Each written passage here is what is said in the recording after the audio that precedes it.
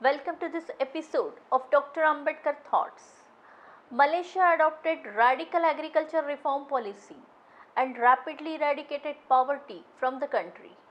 In this video, we will discuss relationship between Dr. Ambedkar's thoughts on agriculture and radical steps taken by Malaysia in agriculture. We find Dr. Ambedkar's thoughts on agriculture in his essay Small Holdings in India and Their Remedies, written in 1918.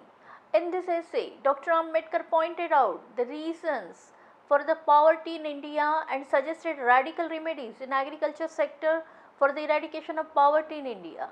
His radical views on agriculture also found in States and Minority and Land Bill submitted to Bombay Legislative Assembly. He was the first economist of India scientifically analyzed the problems of agriculture in India which resulted in large-scale poverty. In Small Holdings in India and Their Remedies, he writes, India is an agriculture society and large population is dependent on agriculture.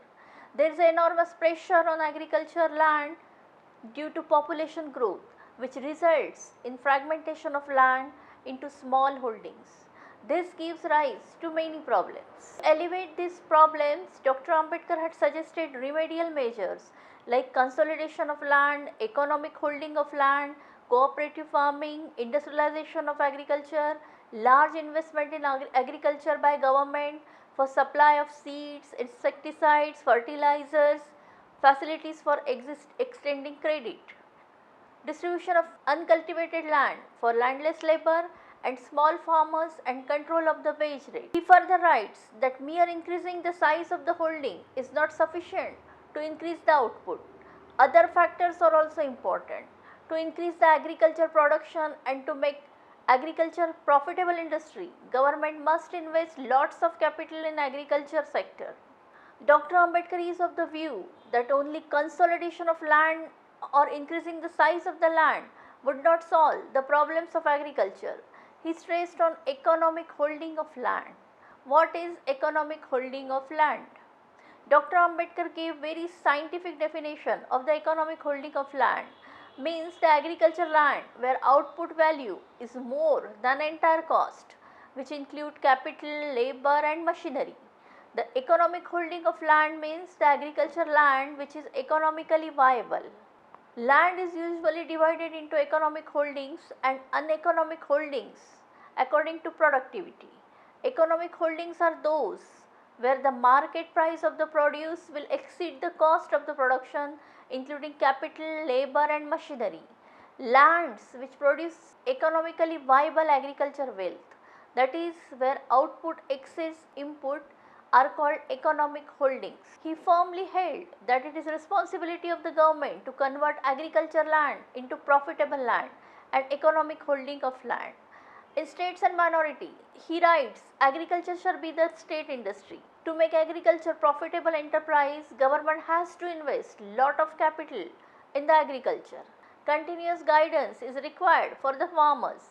Seeds, fertilizers, modern equipments, labor must be made available by the government to the farmers. He stated that if large population would be dependent on agriculture, then large number of people will be unemployed and without work. He emphasized on rapid industrialization of India to solve the problems of agriculture. It will decrease the pressure on the land and will help in raising the capital. Excess labor dependent on land can be used in other profitable industry. He further writes, in short, strange though it may seem, industrialization of India is the soundest remedy for the agriculture problems of India. In States and Minorities, he suggested some measures for the improvement of agriculture in India.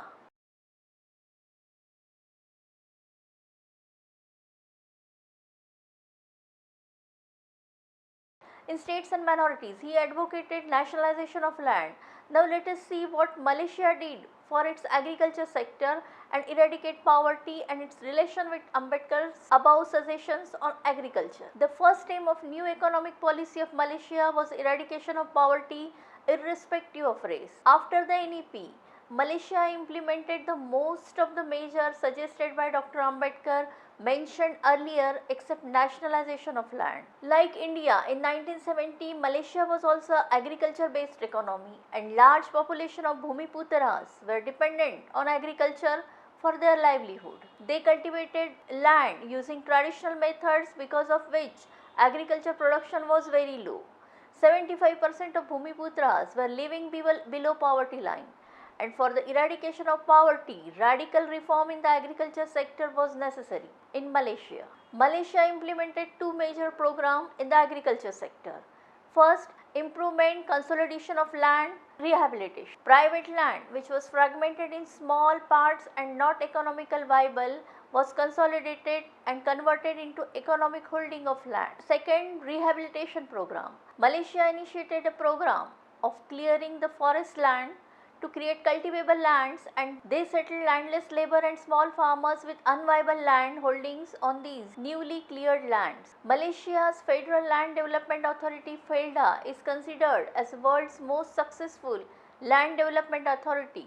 In this newly created land, Malaysia established model villages with complete infrastructure and settled 1,19,000 families in 317 such settlements. In these model villages, infrastructure development like roads, electricity, water supply, schools, hospitals and other necessities were provided through government grants. Every settler was given 4 hectares of land along with plants of palm oil and rubber. Every settler was given small wooden house with area of 10,000 square feet land in which he could grow fruits and vegetables. Every house had electricity and water supply. The house and farm development cost was treated as a loan to the settlers to be repaid in monthly installments in 15 years. The new agriculture policy of Malaysia in 1980 emphasized on increasing the farm production and sustained development. Initially, small farmers were encouraged to cultivate coconut, cocoa, fruits, vegetables, flowers along with main crops like rubber and palm. There was a deliberate shift towards cash crop of palm oil and coconut from traditional farming of rubber. Government made funds available to cultivate high-yielding clones of rubber and made modern technology available to farmers, which in turn yielded surprising results. Dr. Ambedkar had also recommended investment of large capital by government in agriculture sector, and Malaysia exactly did that. Along with implementation of this agriculture reform, Malaysia pursued rapid industrialization and trade in rural areas, which reduced labor pressure on land significantly. There was a reduction of agricultural employment in 22%, which was 50% earlier, whereas employment and industry increased from 25% to 42%. The laborers who earlier claimed themselves as farmers, their number reduced from 50% to 26%. There was considerable increase in the income from non-agriculture activity. Through such economic and social settlement of landless poor, Malaysia attained the ideal of welfare state. Malaysia invested large capital in agriculture in 70s. Malaysia found large reserve of oil and natural gas. The capital earned through these finds was invested in development of agriculture and industry. Without nationalization of land, Malaysia imparted the status of state industry to agriculture and invested large capital in it, and increased the farm output and eradicated poverty from Malaysia. It is worth noting that in states and minorities, Dr. Ambedkar also had demanded separate settlement for depressed classes or untouchables. He writes, India is admittably a land of villages. At present, the Hindus live in the villages and untouchables live in ghettos. So long as the present system continues, it is impossible for the untouchables either to free themselves from the yoke of the Hindus or to get rid of their untouchability.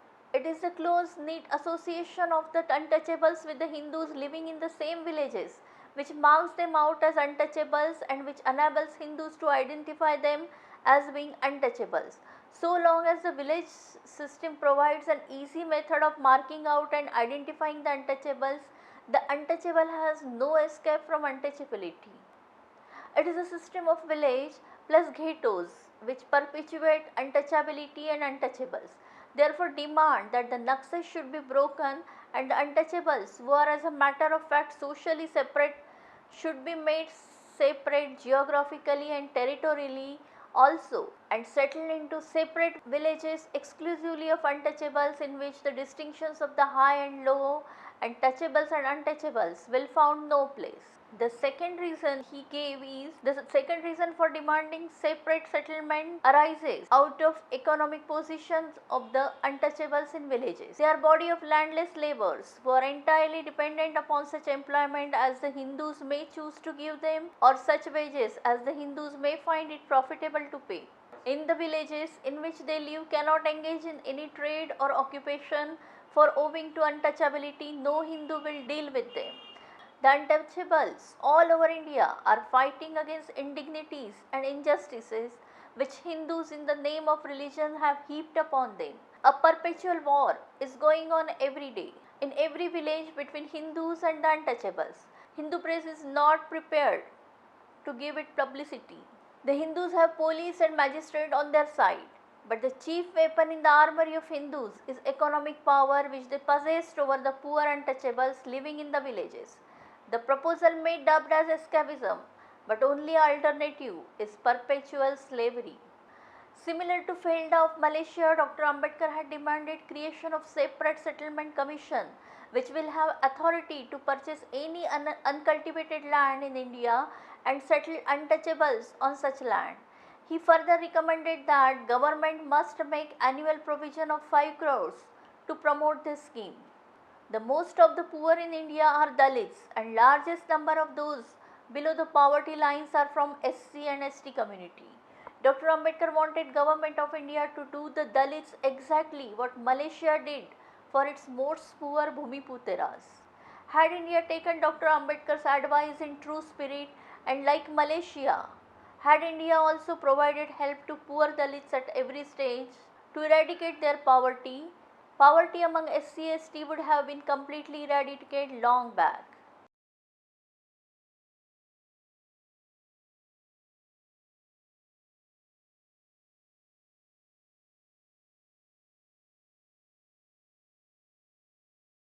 SC/ST continue to be the most deprived, oppressed citizen even today. Jai Bhim. आगे आया है